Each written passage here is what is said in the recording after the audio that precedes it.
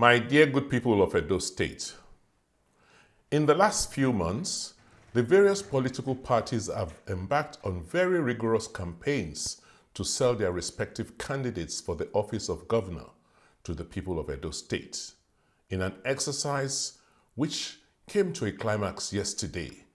The attractive thing about democracy is the power it bestows on the people to choose who governs them.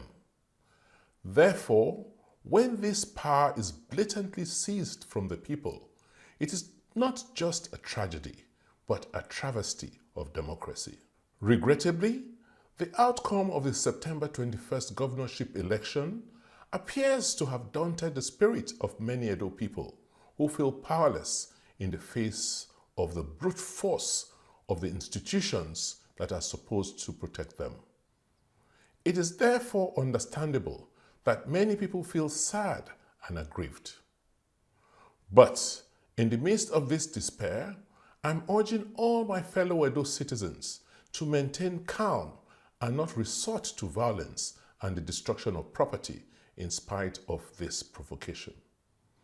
Peace and justice will always win at the end, and this is my prescription to all the good people of Edo State who feel vexed and violated at this time.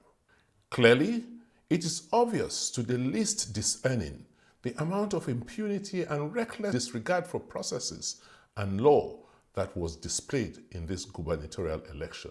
In a democracy, there are always safeguards for addressing grievances, and we hope that all those affected will seek resolution for this blatant disregard of law and process. With this in mind, I implore all Edo people to go about their lawful businesses and rest assured of the commitment of our government to your well-being and security. God bless the people of Edo State. God bless the Federal Republic of Nigeria.